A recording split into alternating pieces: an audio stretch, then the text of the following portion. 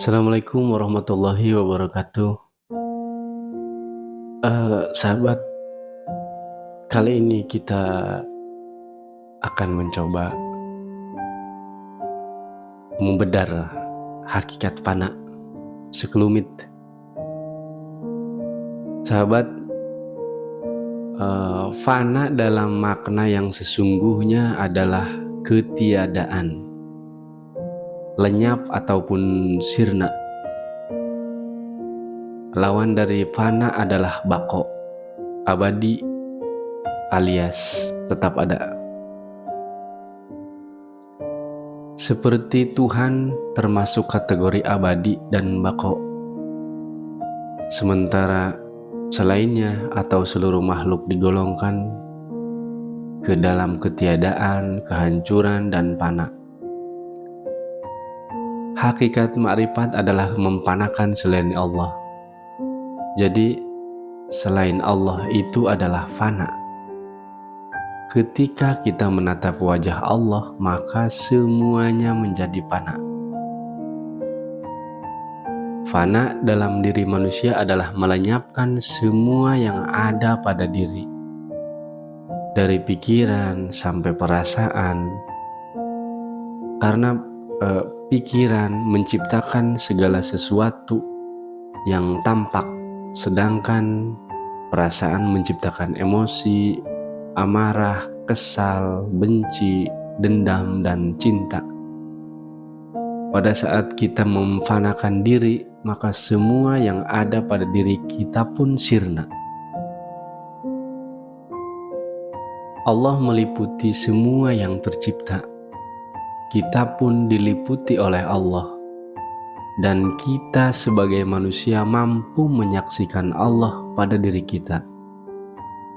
Ketika kita telah ma'rifatullah, maka semua yang terlihat pada cahaya diri menjadi sifat-sifat yang ada pada diri kita. Segala yang tercipta oleh Allah di dunia ini adalah makhluk. Bagi yang belum mengenal Allah, maka makhluk-makhluk tersebut menjadi wujud.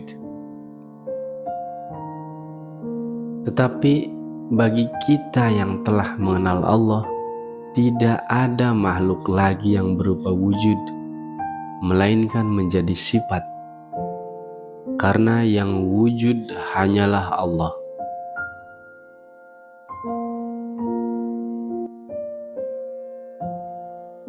Malaikat dan iblis, termasuk jin, semua itu bagian dari sifat yang melekat pada diri manusia. Demikian pula dengan binatang, semua menjadi sifatnya manusia. Maka tidak perlu heran ada manusia yang memiliki sifat seperti malaikat, iblis, maupun sifat seperti hewan. Manusia dan makhluk lainnya termasuk malaikat dan iblis, semua dalam lingkaran kekuasaan Allah. Karena Allah meliputi semua yang tercipta.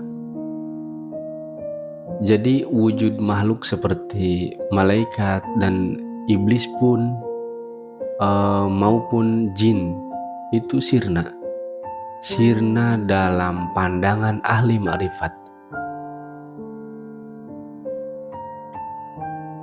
Apabila seseorang masih mampu melihat makhluk lain selain dirinya dan Tuhan, maka ia belum sampai pada puncak kefanaan.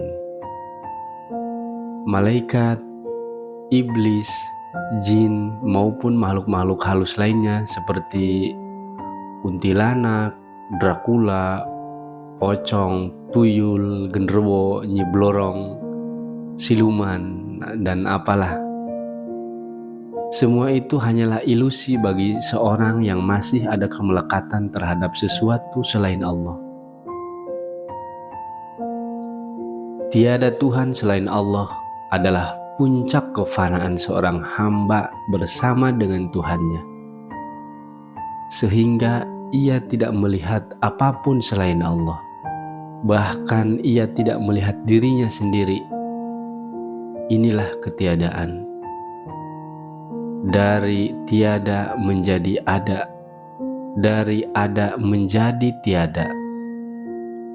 Asalnya diri dari ketiadaan, kemudian diadakan, lalu kembali tiada.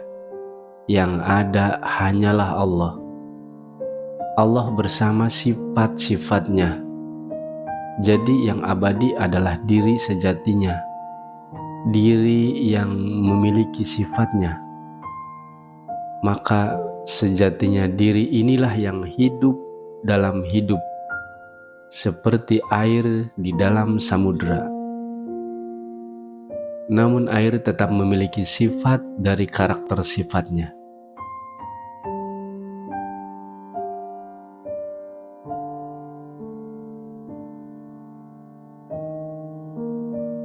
Ketika jasad kita mati,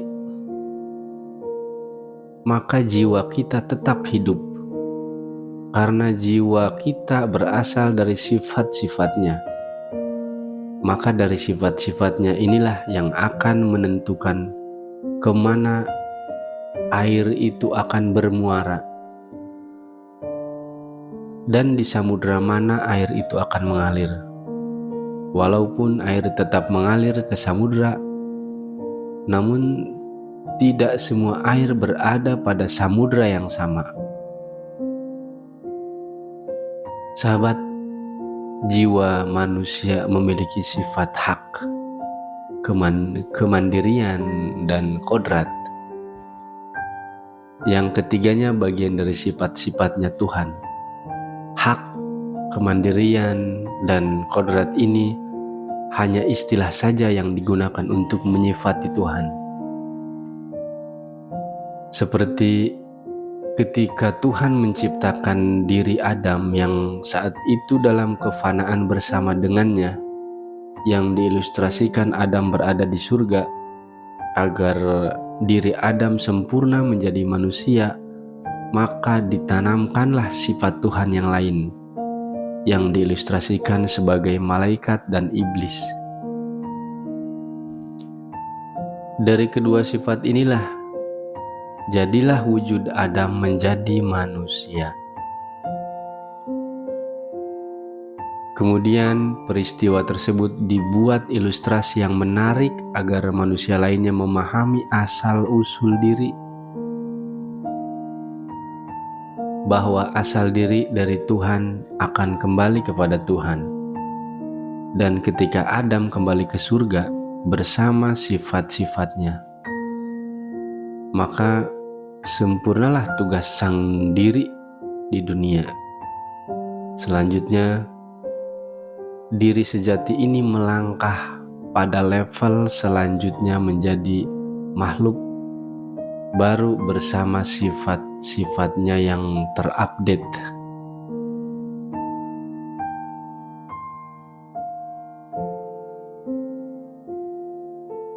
Dulu aku batu, lalu dihidupkan menjadi tumbuhan, lalu aku mati. Aku dihidupkan kembali menjadi binatang, lalu aku mati. Aku dihidupkan kembali menjadi manusia, lalu aku mati. Setelah itu aku tidak tahu. Kutipan Tuan Syekh Abdul Qadir Al-Jailani. Aku mati sebagai mineral dan menjelma sebagai tumbuhan. Aku mati sebagai tumbuhan dan lahir kembali sebagai binatang. Aku mati sebagai binatang dan kini menjadi manusia. Kenapa aku harus takut? Maut tidak pernah mengurangi sesuatu dari diriku. Sekali lagi, aku masih harus mati sebagai manusia dan lahir di alam para malaikat. Bahkan setelah menjelma sebagai malaikat, aku masih harus mati lagi, karena kecuali Tuhan tidak ada sesuatu yang kekal abadi. Setelah kelahiranku sebagai malaikat, aku masih akan menjelma lagi dalam bentuk yang tak kupahami. Biarkan diriku lenyap memasuki kekosongan, kasunyatan atau kenyataan. Karena hanya dalam kasunyatan itu terdengar nyanyian mulia. Kepadanya kita semua akan kembali. Kutipan Jalaluddin Rumi.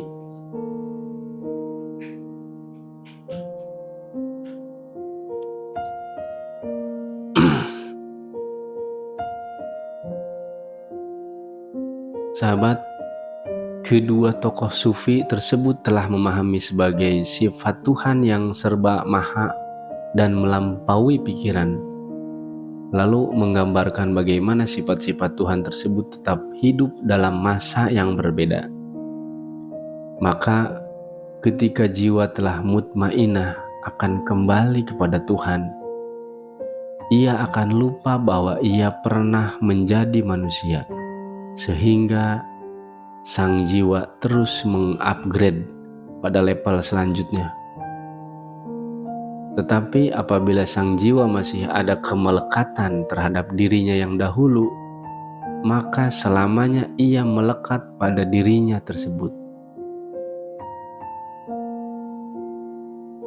Karena sahabat, surga dan neraka adalah definisi dari keinginan untuk memiliki sesuatu yang belum pernah kita ketahui. Keinginan inilah sifat iblis yang melekat pada diri manusia agar manusia tetap hidup di dunia yang sama. Sedangkan sang jiwa diharapkan fana dari segala keterikatan tersebut.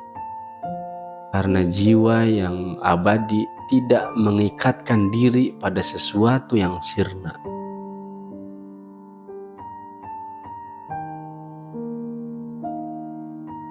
Sahabat, Tuhan tidak akan memberikan informasi tentang sesuatu yang terupdate apabila jiwa dan pikiran kita terikat pada hal yang sama. Untuk itu, jangan terpana melihat cahaya dan matahari, tetapi kejarlah matahari yang memiliki cahaya.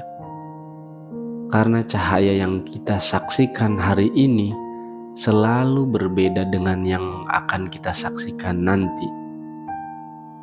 Karena di atas cahaya ada cahaya, di antara jiwa ada jiwa yang baru.